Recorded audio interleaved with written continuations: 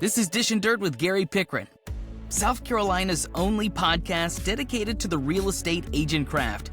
And now, the host of Dishin Dirt, Gary Pickren. Greetings and welcome back, everyone, to another episode of Dishin Dirt. I'm your often opinionated but rarely wrong host, Gary Pickren, coming to you from the beautiful confines of Lair Cato Pickering Castle Line in downtown Columbia, South Carolina. This, the first week of February 2025.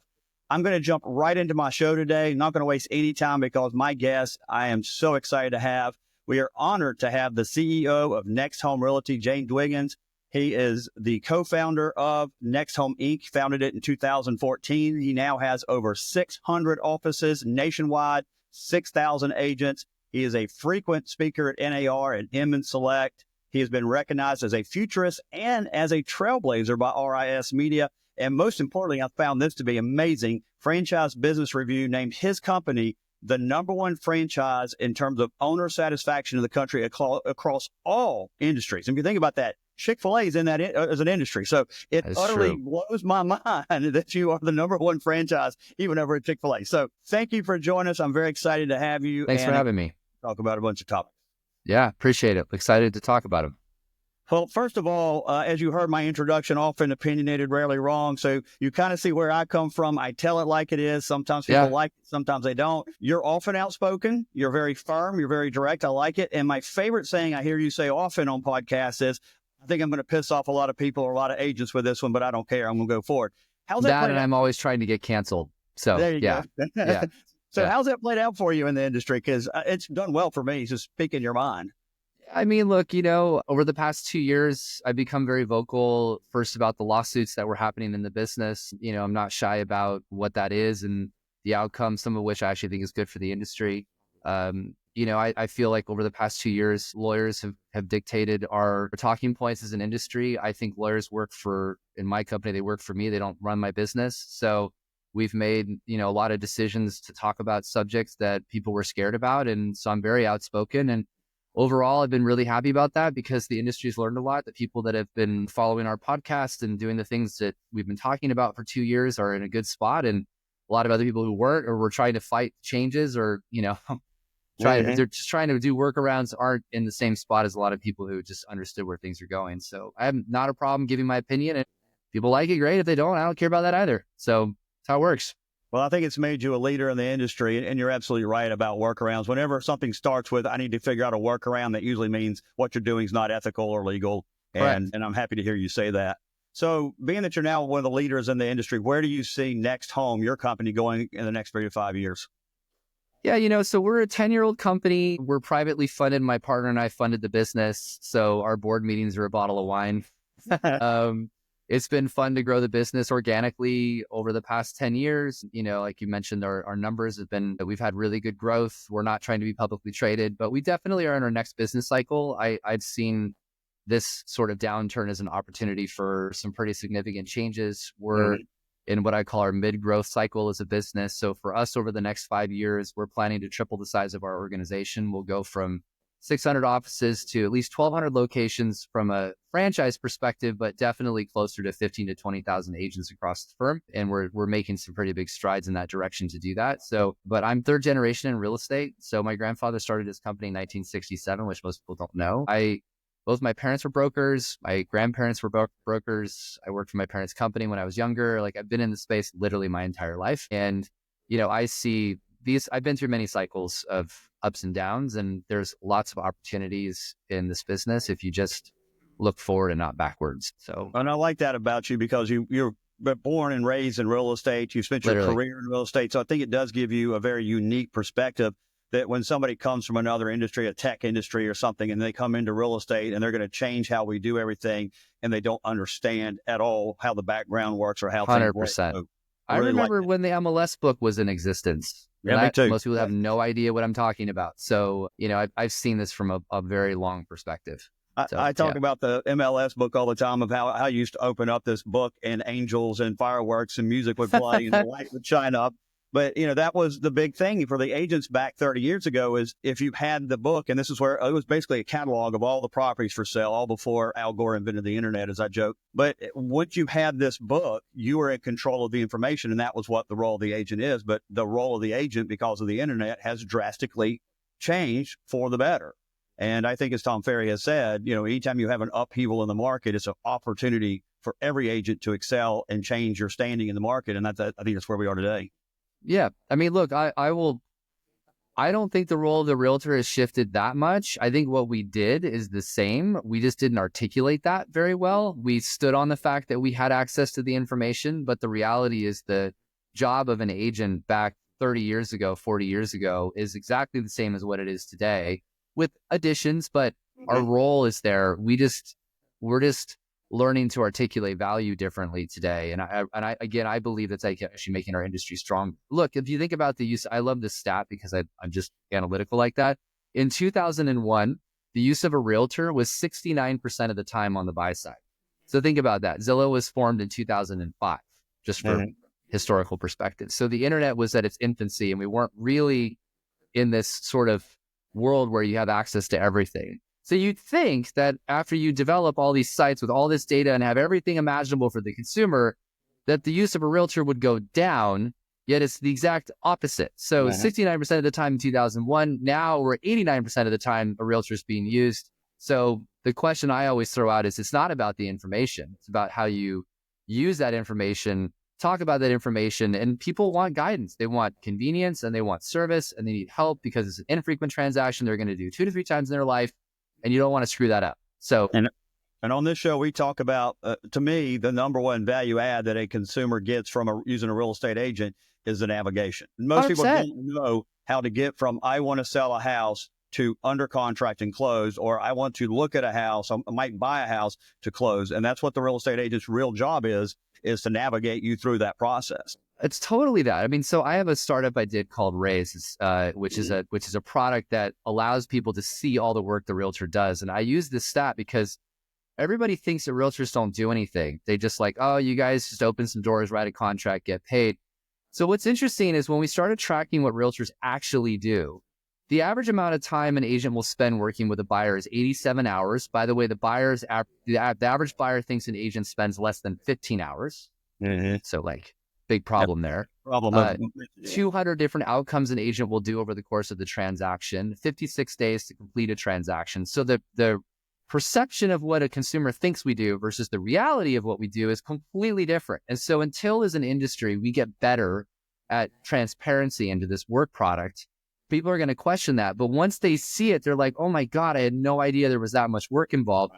And to your point, they want help in that process because any screw up along that way can be catastrophic to someone's finances. And they're going to do this a couple times in their life. It's not like we're buying stuff on Amazon.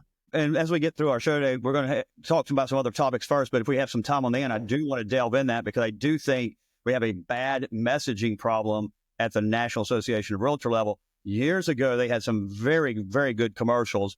They've gone away from those commercials, and I think they need to come back with a commercial essentially like you're talking, explaining these things to the consumer. We don't sell houses. It's not my house. I didn't build the house. I help navigate you through the process, and this is how long it takes me to navigate you, and these are all the things I do. And so hopefully we can see that in the future. But today, what I want to talk about is the threats that are facing us today. We've been talking about that on this show for several months now. I think there's 2 big threats to us as an industry. Number one, I think clear cooperation going away is a huge threat. I think the continuation of broker-to-broker compensation staying around is also a threat. I would like to see CCP stay and broker-to-broker go in 2025. Are those the biggest threats you see right now to real estate agents, or is there something else that we're not seeing? Short term, yes, I do. I think those are the 2 big ones that we're facing. Long term, I think that there is what we used to say, the lion over the hill, going back to NER comments. I think the disruption is going to be different. Certainly artificial intelligence, automating more of the process is going to be a thing. I think it's very early to be clear in that. That's 5 to 10 years down the road. People worry about what the disruption will be to the sector. And I look at it like, does mortgage move further into the real estate space? Does it become where Rocket makes it so that, we don't charge you any type of fee to help you sell your house as long as you do the loan through us? These are things that people need to be thinking about, because automating part of the process, making that the loss leader to pick up revenue on the other side, is one of the things I'm most looking at, with kind of an integration of AI and all of that together. But I also think, to your question, the short-term disruption is us being stupid as an industry and disrupting ourselves. And that's where I think I'll start with CCP. That is, in my opinion, not a perfect policy. There are probably some things that could be modified with CCP, but overall it is a very pro-consumer policy. And, you know, not to go on my soapbox here, but I remember, we were just talking about it, the days prior to the MLS. And this is what the historical part, I said this when I was on stage last week in New York. 40% of the industry has no historical perspective on why CCP even exists. And our industry needs to do a better job of re-educating people about why the policies that are in place are there to begin with. Because if you don't know, you don't know. You just see that, like, why am I being fined for not doing something? This is a stupid policy. But when you have perspective, you're like, oh, that makes sense. And I'll give you a great example of this. So in 1967, my grandfather opened his company. In the 70s and 80s, he had the largest ERA franchise in the United States. And in California, in the Central Coast, he had 3 offices and like 126 agents. By the way, in the 70s and 80s, that was a big company, just for perspective. For people, that's not big now, but that was big then. And I asked him, I remember asking this question when we were talking about his business, you know, later in my 20s. I said, how did you grow your business? He said, I had inventory. This is a really important comment I'm making. Mm-hmm. So I was like, what does that mean? He goes, well, the more inventory you have, because the MLS book comes out once a month to see what was available, we would sell a lot of that inventory internally with our own people. So you needed to work at my company to have access to most of the listing inventory. Otherwise, you wouldn't know what was for sale. And I already sold most of it within 30 days. There's a really important story here that people do not understand. So that comment 30 years ago is so relevant to what we're talking about today with CCP. The idea of a fair marketplace for buyers and sellers to be able to have their home exposed to the greatest marketplace ever built in the history of the world, because no one has a marketplace, any other country other than the United States, maybe Canada. But beyond that, this marketplace we've created is the best. And it's what everybody's trying to copy around the world. And buyers, you remove discriminatory practices because the homes are available to everybody. You make it so that every house is for sale on every website so people can find these homes, which is great for the seller. And what people want, this is this thing that people don't get. The only reason why there are certain players who want to remove clear cooperation policy and be able to hold listing inventory back, sell it internally, which is through the office exclusives carve-out already in existence today. And then if that doesn't work, they'll throw it on the MLS, but only after their people get first shot at selling all that inventory, is literally exclusionary practices by definition. Right. And so what CCP is designed to do is state, if you want to publicly market a property, then you have to put it in the MLS within 24 hours if you're a member of the MLS, so that it is cast as wide a net as possible. And if you're going to cooperate, that's what a broker co-op is, then everybody follows the same rules. There are a few companies who want to skirt these rules so they can benefit themselves only. And this is the game. And I'm on my soapbox because it pisses me off. I've seen this game before. They want to hold the inventory back so they can double end the deal. Number one, either the listing agent can double end the deal, or number two is they can get another agent inside the brokerage to bring the buyers, so the brokerage makes the other side of that compensation. That's the game. Period. End of story. Is all about that. It's about sheer profit. And they're putting it under the guise of, we're going to test the market. We're not going to have you affected by days on market on the listing, so it doesn't hurt the seller. I'm going to go on a soapbox on that in a minute too. It is designed to steer a seller into thinking that that is a better option for them when it is factually not in every single survey, right? So here's what happens though. If CCP goes away and these rules change, what will happen is every major brokerage will hold inventory back. They will only put it on their website. They will not make it available to anybody else to see for a period of time until all of their agents have had the opportunity to bring the buyer first, which means that buyers will have to go to every major website to figure out what the hell is for sale. sellers are going to get screwed. They're going to get pissed off and start suing people because why isn't my home on Zillow, the biggest real estate marketplace in the world? And you'll end up getting this game where these big companies go, if you want to have access to our inventory, like what my grandfather did 30 years ago, 40 years ago, is be like, well, then you got to work here. Right. The death of the small broker. Yeah. And by the way, I'm not, so everybody gets this wrong. Like, I'm not some socialist person. Like, I couldn't be further from that. Like, I absolutely believe in free market principles. But that's not free market principles. No, this is harming consumers to gain financial benefit for the company. This isn't about making it good for the buyer and seller. This is the worst possible thing for the buyer. And this whole like sellers want privacy bullshit. You're talking about Taylor Swift and freaking Elton John. Right. Okay, like we've got 1% of the 1% that want it. But if you ask every seller, 99.9% of sellers, what is your goal? I'd like to sell my home for the highest price possible. Then we need to put it on the biggest marketplace possible. Period. The end. That's it. And the final thing I'll say is this, and I've studied this, like I'm obviously acutely educated on this subject.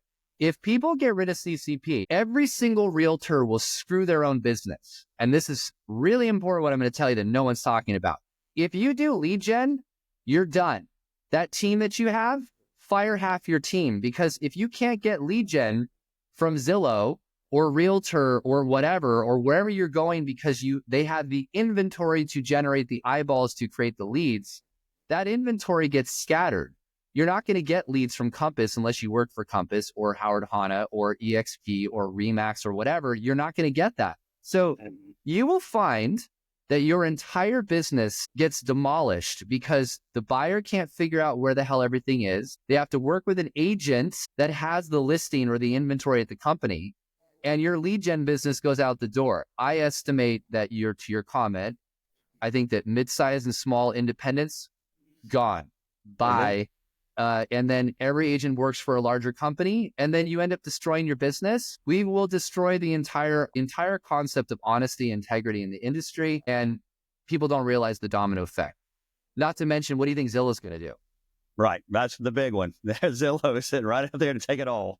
This is the part that just blows my mind. I said this in front of like 3,000 people in an audience last week. I was like, what do you think that the portals are going to do if they don't have listing inventory on their websites?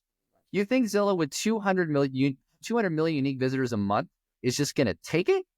Are you nuts? They're going to go, oh, okay, well, you guys don't want to share inventory. Since I have all the eyeballs, here's what we're going to do. I'm making this up. I don't know if they'll do this, by the way. It just makes logical sense to me. It's like, we have all the top teams working for us. So here's the gig. We're just going to become a full-blown brokerage. Screw you all. We have all the eyeballs. And if you want any type of inventory, you leave Coldwell Banker, big Coldwell Banker team, and you work for me. And otherwise, you think a team is going to be like, no, I'm going to stay at Coldwell Banker to get on my lead gen? No, they're not. They're going to go. There's no doubt. So let's unpack that because there's a million things in there. I love it. Yeah. I love it. You are screaming exactly the same thing I am. So first of all, before we get in and break down some of that, what is the real risk in terms of percentage of chance that NAR just walks away from this thing and says, CCP's gone. We're done with it? I mean, I'm in the camp that I think they'll make modifications to it, but they leave the policy in place. I don't know what those modifications are. I personally want to see office exclusives gone away with. I think so too. I think that's an absolutely horrible component of it, which, to be clear, that's not an NAR policy. That was actually dictated by the Department of Justice in a previous settlement. Anyways, so I think they keep it with some modification and figuring out how to work through that to avoid litigation. If they don't, I think NAR needs to realize they'll actually be the demise of their own association because I believe that CCP going away will kill off a significant portion of the agent population, which I'm actually a fan of. There's too many damn realtors anyway. But they'll actually... Percentage was 71%, didn't even do a transaction last year. Yeah, and look, that's not uncommon. We all know the numbers. So, but I think if they're not careful with what they're doing, they will actually hurt themselves. And I know this is a tough decision. They're threatening to be sued by one side. There's got the DOJ, which, by the way, I don't think the DOJ is in the same camp they were. I'm not referring to administration change, although I think that will be part of it. I think the DOJ is learning, and I've just been privy to some conversations where they're like, oh, I actually understand that this policy probably is really good for consumers. So nothing about real estate.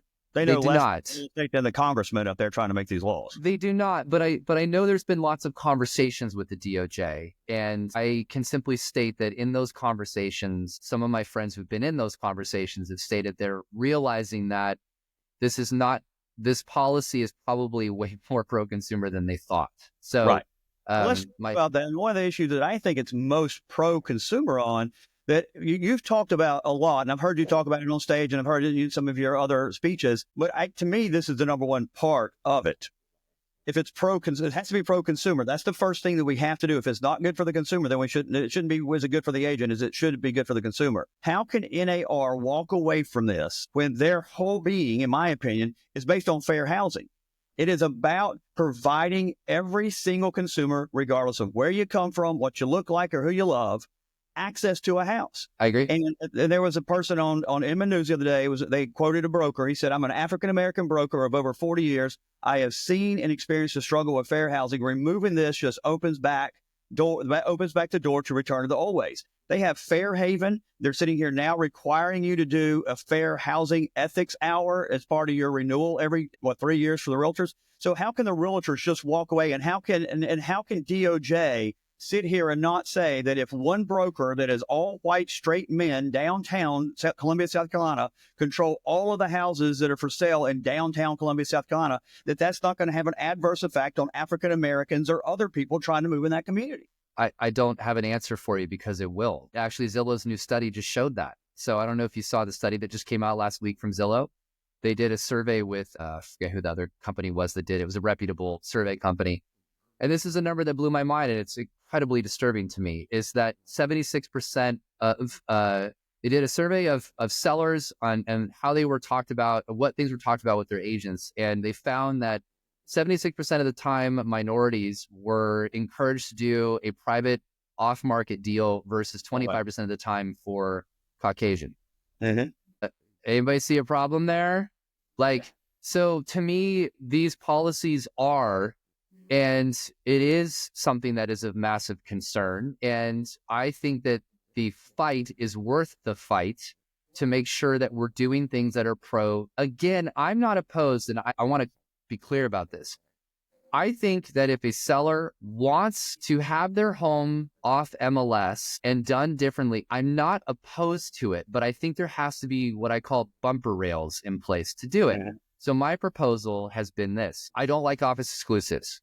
Get rid of the policy. I think it's absolutely stupid, and all it benefits is brokerages. There's nothing beneficial for that for consumers. Test the market. By the way, remind me to talk to you about this days on market thing, because there's something really important here about fraud I want to talk about. To me, it's this. Mr. and Mrs. Seller, here's the benefit of MLS, and that needs to be clear. Homes sell for more when they're on the MLS. And everybody's like, oh, let's prove it. Every MLS study I've seen, in or out of it, just stop. It's just common sense. Yeah. If the seller doesn't want to do that, then there needs to be a disclosure that they sign, not docu-signed, that they sign and have read, to explain to them what it is that's likely going to happen. Your home will likely sell for less. It's not going to be on Zillow. It's not going to be on these portals, etc. And here's the safeguard, because I believe that, unfortunately, some people in any industry will do bad things. To avoid steering of the agent, the seller has to have a conversation with an MLS representative.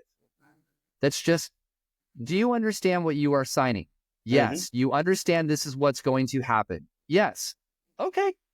Then fine. I'm a free market guy. If you are educated and you understand and you've signed a document to CYA me for allowing you to do that, so you don't come back and sue me later by saying that you didn't put the home on the MLS, then okay. I believe 99% of sellers will go, I don't want to sell my home for less, and I want my house on Zillow, and they're going to put the property on the MLS. So I'm okay with that. This is where it all started, is it not? I mean, CCP started from Silicon Valley for this exact thing happened. You had two brokerages who held all the listings and sold them amongst themselves. And then afterward, next thing you know, people are getting sued over it. That's exactly correct. And at that point in time, in 2012, so I'm in Silicon Valley, just for perspective, it was 30% of the inventory was off MLS in certain cities. 30%. Think about that, right? So this is an issue. Now, I want to talk about days on market. It's such an important conversation. The conversation now is that, well, DOM hurts sellers. Okay. I don't know a marketplace on planet Earth that doesn't have the time frame of when you list a item for sale. Go to Car Gurus, Auto Trader, Yacht Trader, Airplane Trader, whatever trader, Facebook Marketplace, eBay. That's a disclosure item. That's literally data that needs to be made available to buyers to make an educated decision as part of the process. Now, people are saying that days on markets hurt sellers. And so we're going to hold it off MLS to avoid that number. Well, I spent some time last week before my debate asking a bunch of lawyers some questions. I said, what is the, for example, Department of Real Estate, and since this is you can answer this yourself, what do you classify days on market? When does it start? In California, it's associated to when you sign a listing agreement, or if you have an exclusion for when you're not going to publicly market the property for sale, which can mean internally. Ready? Right. It's not just a public notice. Right. If I'm doing an office exclusive and I am selling the property, it is for sale today. Bring me a buyer, even though it's not on the MLS. Days on market begins right then and there. So if a buyer asks you, how long has this home been on the market? And you don't include that time frame of which it was being marketed internally in your office, that is fraud. Right. I want to be very clear with my words. 100%. That is fraud. And that is criminal. And that is your correct. And you go practicing 100%. So this whole narrative that's out there about we don't want to have it harm you, so we're not going to put it on the MLS. I'm pretty sure as soon as you start to sell the property internally, your days on market just begin. Days on MLS is a different term, but days on market is from the time period you have made that property available for sale. And I don't think people understand, and agents are realizing that they're putting themselves in a very, very precarious situation if you are not giving that accurate information that is required under not only Article 1 and Article 12 of the Code of Ethics, but also that's just criminal if you're doing fraudulent things. And it's under every state licensing law. There's no way that, because South Carolina license law, you may not, misleading statements is going to that's going to take your license. So that's misleading. Great. Let's start taking licenses then, because I'm all for it, because this is exactly the kind of stuff that cannot happen in our industry. So well, let's talk about some of the opponents. You got Robert Refkin, Mauricio Umansky are the two big guys. I know that you've been on with Michael Hickman at Seven Gables. And the interesting thing that I've seen about all of these guys, first of all, you're friends with all of them, which is good that we can have this fight back and forth and all in maintain the same social circle. Relationships. And I love that about you guys. But I don't think they're being truthful about it. And the question I want to ask was, we know that, as you said earlier, it's about them getting both sides of the listing. For Umansky, I think it's about him controlling who sees the houses because he works in that high level, high dollar area, and he doesn't want the regular riffraff agents in there. But it's about making their brokerages bigger. But how do they answer the claim when you say this is not good for the seller? Because it's not good for the seller. How do they try to get around or weasel around that answer?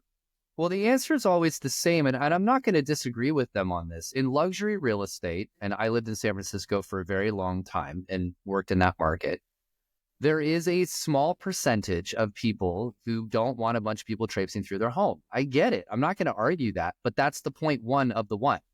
Right. That's not the norm.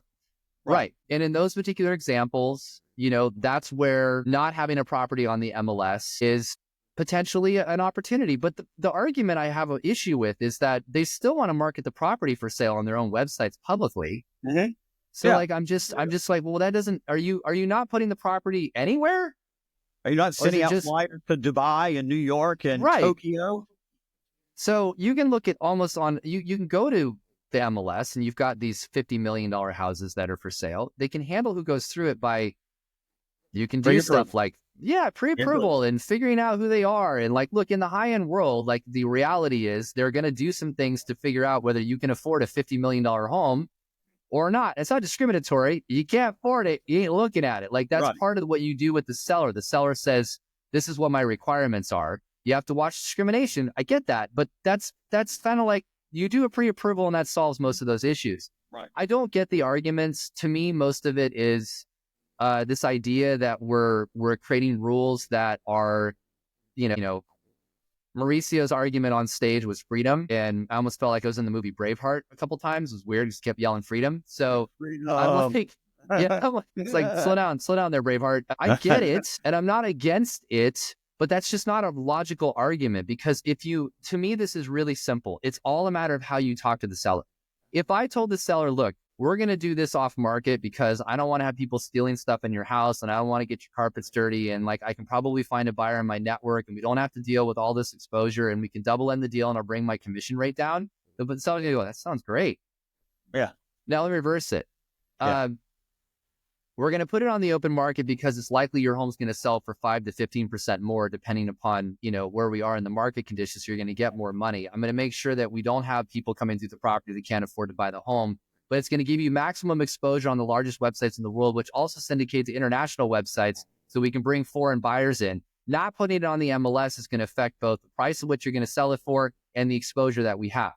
Oh shit, I don't want to, no, I want that. Like, I want to get it sold. Look, rich people have money because they don't spend all of it. Now, right. They also don't care in some scenarios on what the cost is to sell the house. I get that. For some people, it's their 5th, 6th, 7th house. Again, we're using this tiny little scenario to broadcast this net across the rest of the world, which doesn't apply. So, and I don't even believe that, because I watch $1 Million Listing and I watch them yell at those guys. I know it's all fake, but you still watch them yell at Altman, don't bring me an offer unless it's got a 10 in front of it. Those guys aren't giving away their houses because they have want money because they keep it. That's right. They want more money than the average person does because they think their stuff is worth more when it's not.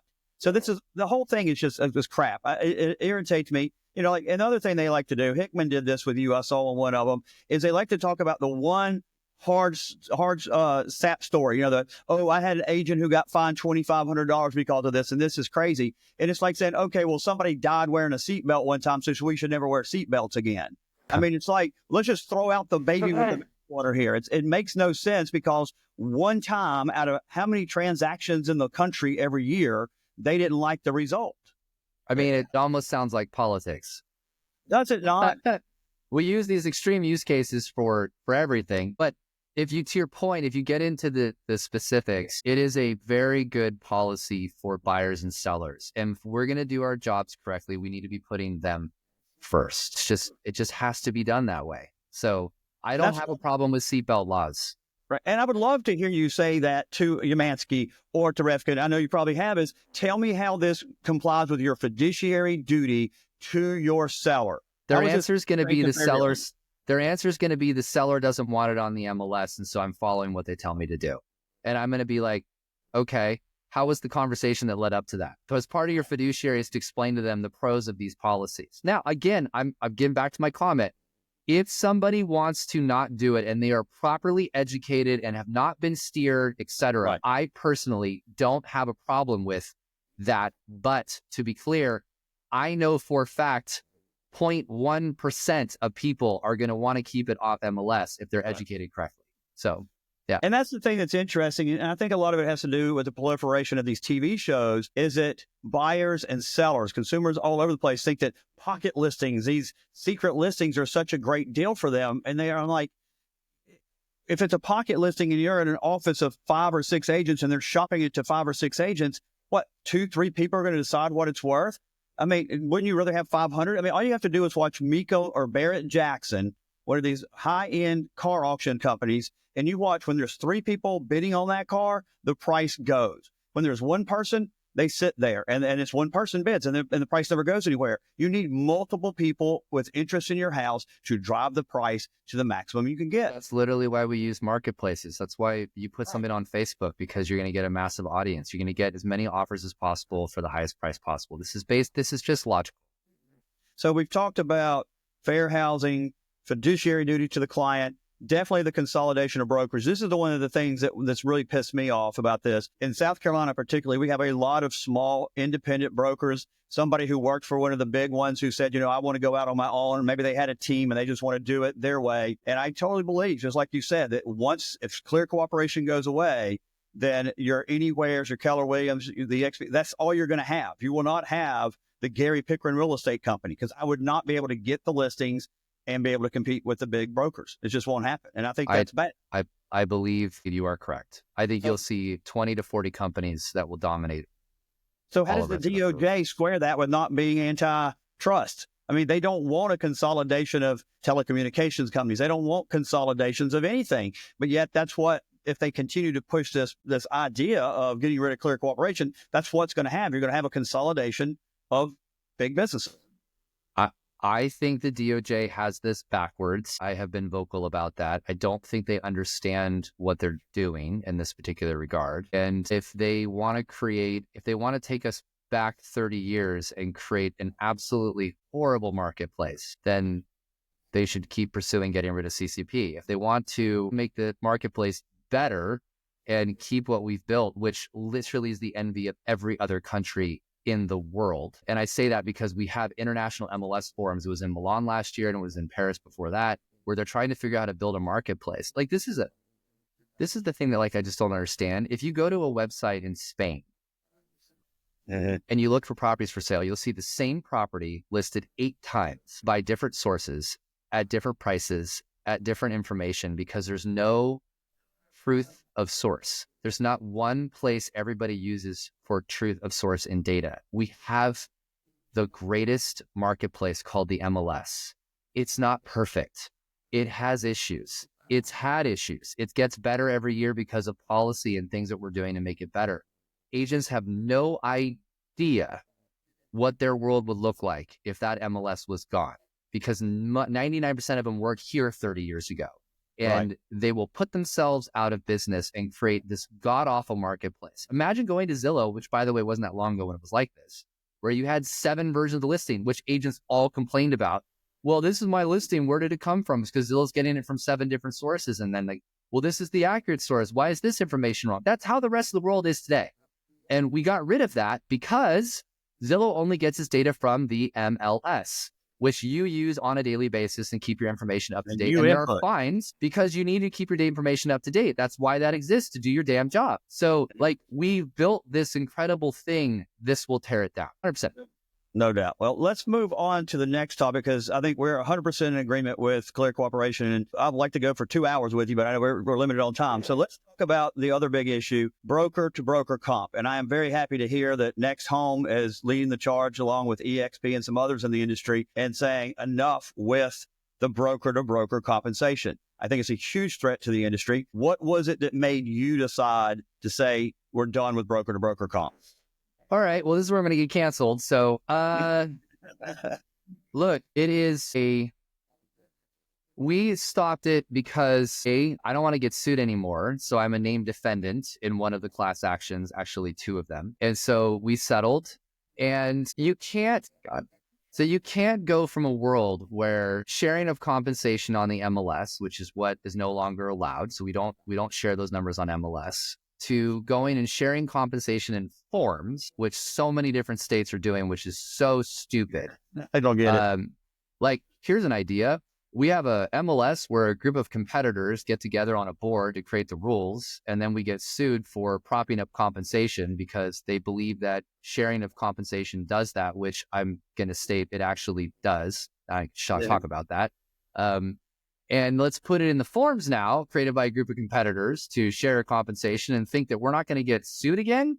What in the hell planet are people living on?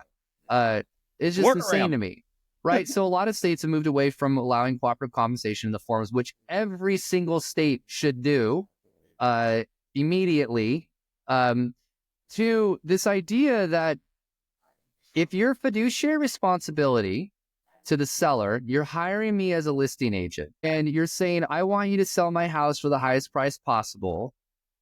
The last thing I'm going to do logically is charge you my fee and a fee that I'm going to share with a competitor in advance of an offer. Now I'm going to break this down logically because people are not going to understand this until I do this. Okay. So if your fiduciary is to help the seller, why the hell would you ever advertise what your seller is willing to pay in compensation prior to receiving an offer from the buyer post August 10th? This is really important how I'm explaining this. Can you please say that again one more time? I'm going to. You have nailed it. That is the most important statement you said all day. Post August 17th, every single buyer and agent across the U.S., as long as you're part of an NAR-governed MLS, is required, you've opted into the settlement, is required to have a buyer sign a buyer rep agreement with you prior to showing any houses. That is a requirement of the settlement. The reason for that, and it's going to irritate some people, is to avoid steering. The reason for it is that you agree to your rate of compensation with the buyer prior to knowing what anything is being offered by the seller. Your buyer agrees to pay you that fee, and if they can't afford to pay it, the conversation is really simple.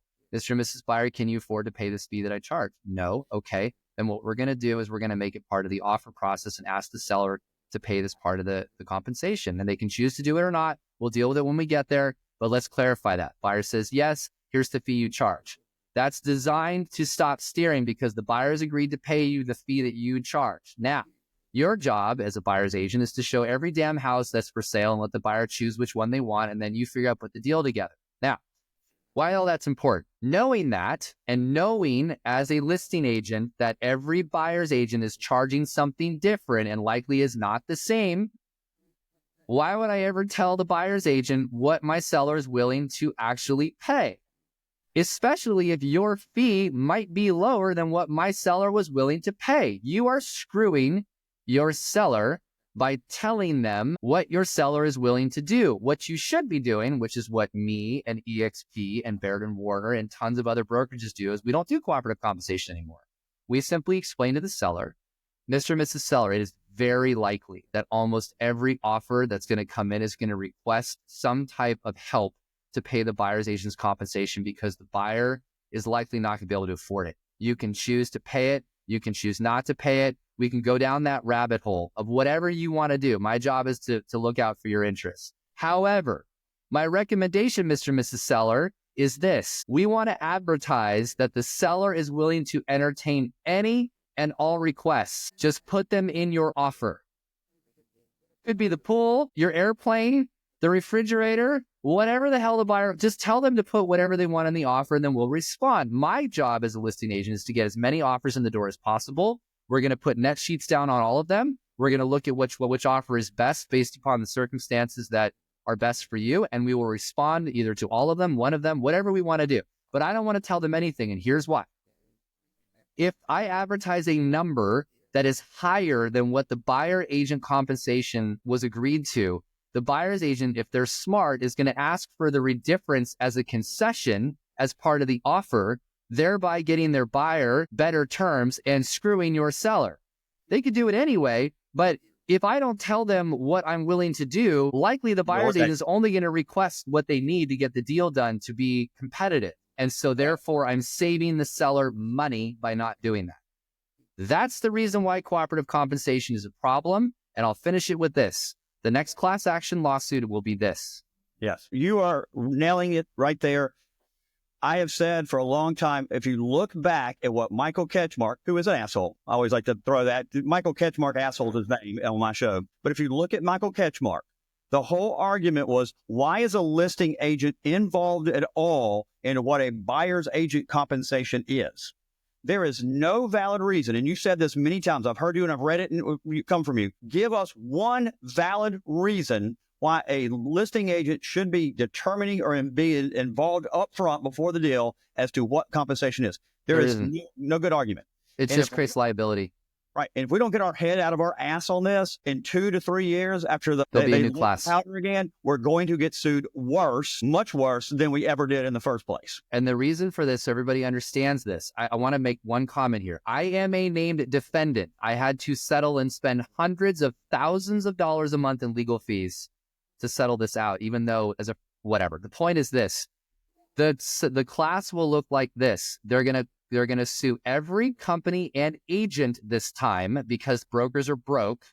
And they're going to go, everybody doing cooperative compensation, they're going to get a copy of your listing agreement. They're going to see what you offered in compensation. They're going to get a copy of the buyer rep agreement on the other side. They're going to look for the differences between what the buyer's agent should have been paid, concessions that were requested, what you publicly advertised. They're going to make the difference between those two numbers, the damages. They're going to get actual damages this time. So they'll have an actual calculation to work from. And then remember, antitrust is treble. So it's that times 3. And the difference is the industry will bankrupt itself.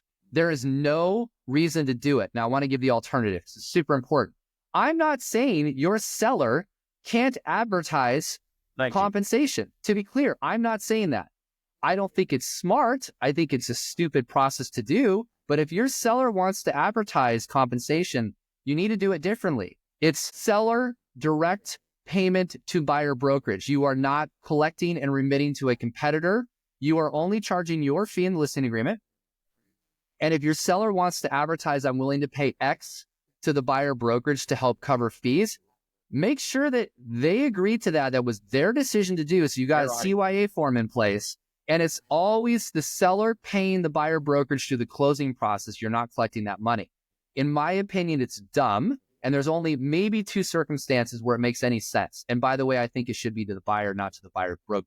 I think it should be a concession to the buyer. And to me, it's in a buyer's market where it's really competitive and you're trying to get a buyer to buy your house. Really important words here, Gary. You're trying to get the buyer to buy their house. You're not trying to get the agent to steer them to buy that house. You're making it go directly to the buyer to incentivize them to buy the house. Super important. So in divorce, maybe a buyer's market, like you've got very minimal circumstances where, in my opinion, it makes sense to try and influence the buyer to buy the house. Other than that, everything that we've taught, same thing that EXP and all these other companies that get it, it's really simple, which by the way is fully MLS compliant. Seller is willing to entertain any and all requests put in your offer. That is completely legal to put in the MLS remarks, because I didn't talk about compensation and I didn't advertise the rate. I just simply said we're willing to entertain any and all requests put in your offer. That's it. And that's the way. And see, I tell agents all the time, let's suppose that James was the only agent in his market grandfathered into the MLS and that you could advertise all you wanted, what percentage you were going to pay. It doesn't matter because there's no co-op agreement in the MLS anymore that says I have to pay you anything. So I can go out and advertise and I'm willing to pay you $1 million if you bring me an offer. Until we put it in a contract and it's signed by the buyer and the seller or some type of comp agreement, it doesn't matter. So there's no advantage in advertising. I can go 3X, 4X, 10X, a million X. Until we have an offer that's signed by the parties, it's irrelevant. Nothing binds me to pay you anything anymore. Agreed. Why would you on Facebook Marketplace, you're selling something, be like, oh yeah, by the way, I'm willing to pay X? What the? Right. No, it's not. You put the thing up for sale and you let them make an offer and then you respond accordingly. It doesn't make any logical sense to do it. It is actually cooperative compensation. It is going to be harming sellers. And I hate to say it that way. And I'm sure it's going to get used as Exhibit A, but I have been tracking this. When you do it the other way, the buyer's agent and buyer are always going to try to put their best offer forward. And it's usually going to be at what they need, not requesting more. And you're going to find a lot of the time it will save the seller money by not doing it. My best agents are going to their and saying it doesn't matter how much they offer. It doesn't matter how much they ask for you to pay in compensation. What matters is what you net. Let's look at and see what you net. And I tell agents all the time, $300,000 offer might be a better offer than a $310,000 offer. Agreed. Worrying about what the sales price is and seller saying, I am not paying the buyer agent anything. Well, I bet you will. Scripting. Right. If you offer me $25,000 over ask price, I'm pretty sure I'll be willing to pay some of your commission. You come in half of what I'm asking for the house, I'm probably not willing to even counter offer you. You know, right. It all depends on it's what all about net. The other thing is the buyer's agents are like, well, I need to know whether the seller is offering anything. My buyer wants to know. No, you don't. I don't even care what the seller is offering. We taught literally 6,000 people, don't even call the listing agent and ask. And they're like, really? Yeah, I don't give a shit what the seller is offering or not. I'm going to submit an offer for what my buyer can do to buy this house. And I don't care what the seller is doing or not. They can choose to pay it or not. And if they don't, guess what? They don't sell their house. By the way, what do you think a seller wants to do when they put their house up for sale? Sell it. Sell the house. So what's the reluctancy of these agents, and why is NAR not just stepping up and saying, in light of the lawsuit, in light of the settlement, in order to protect all of our members, we are directing our MLSs to no longer, or we're directing everybody, if you're a member of the Realtor, don't do broker compensation. I want to see somebody lead, whether it's the state association at Realtors or somebody should stand up and say, we're not doing this. I know you're doing that. I know EXP and Leo are doing that, but damn it, somebody needs to get their head out their ass here and say, we're done with this because this is the next lawsuit. I think if the honest answer is, if I was in their shoes, I think what they're most concerned about is it's such a drastic shift and they're already dealing with a massive PR problem that it would cause everybody to just freak out and revolt. And so my gut says, and I'm just thinking if I was the CEO of NAR, baby step it. You know, you and I both know that there's not going to be another class action right now because you have to create a class. So you need enough time and space in there.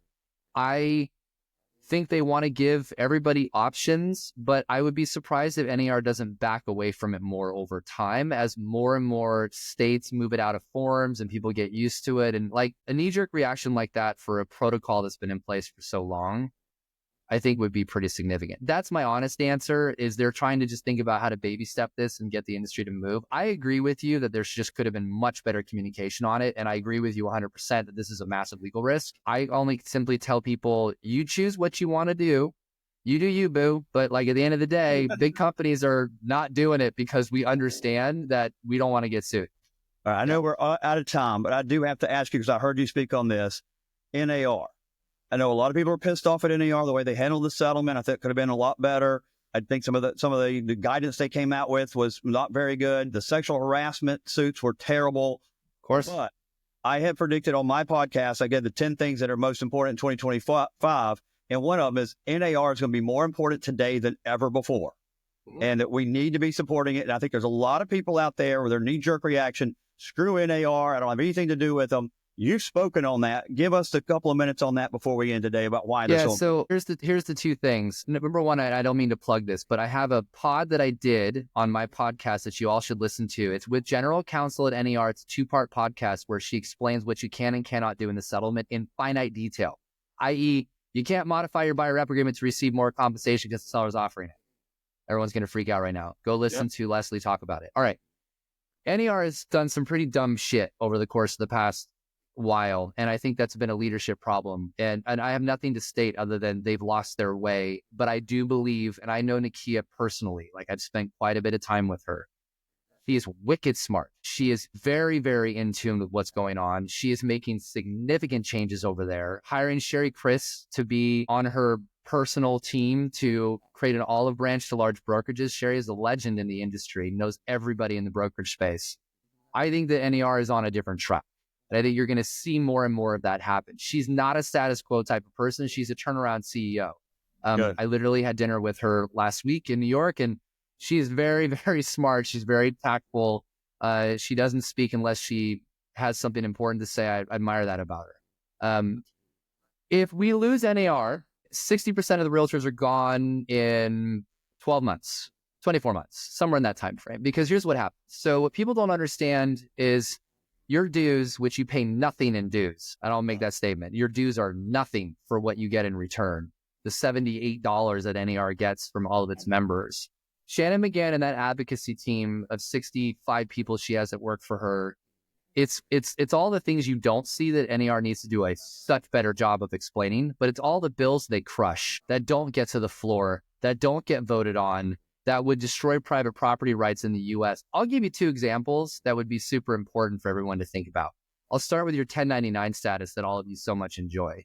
Every year that's on the chopping block by every administration, Republican or Democrat, does not matter because they need tax revenue and the government's broke, as we all know. So if the 1099 status went away, which the only reason we have a carve out specifically for residential real estate is because of NAR, 60% of you, for agents that are listening, would be fired instantly because there's not a broker on the planet who's going to employ all of you via W-2 and pay a minimum wage. Ain't ever going to happen. So you would see 60% of the industry gone. That may even be conservative, would be gone almost right away. So you wouldn't have a career to even do this. For all of you that, enjoy being able to sell 2, 3, or 4 houses a year, you wouldn't have a job. So that would be gone. Yeah, no one's going to hire you. So there's that. Flood insurance, a massive problem. Fire insurance, all of these issues that are being debated on a national scale. We have one of the best advocacy teams in the world. And our ability to influence policymakers in DC is the only reason this great industry is what it is today. You lose NAR, you lose a seat at the table. If you're not cooking, you're getting eaten, right? I mean, it's done. So I don't know what to tell you other than NAR's got some problems. I think Nakia is going to absolutely turn the ship around. I think Kevin Sears is a great president. He's got a 2-year term. He cares. He's different.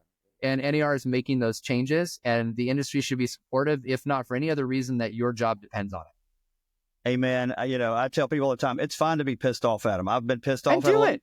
Hold them accountable. Yeah, I mean, I did a show called 10 Ways NAR Could Suck Less. One of my ways is get out of Chicago. You're in the most expensive real estate and employment. Sure. Yeah. Move to Greenville, South Carolina, move to Nashville, move to Austin, Texas, and save a ton of money. But there's a lot of ways it could suck less. But the bottom line is, without it, we're screwed. No ifs, ands, or buts about it. 100%. Well, James, I've taken a lot of your time today. I knew when I got you to come on here, this was going to be fun. And I knew you're going to be one of my absolute favorites in the real estate space. And in the hour we've spoken, you've absolutely become one of my absolute favorites. Oh, so thank you. Come and love to have you back on Would again. love to. Let me know when you want it. So We'd love to have it. Well, guys, thank you so much for watching another episode of Dishin Dirt. Please like us, subscribe to us, and come back again next week for another episode. Y'all have a great weekend.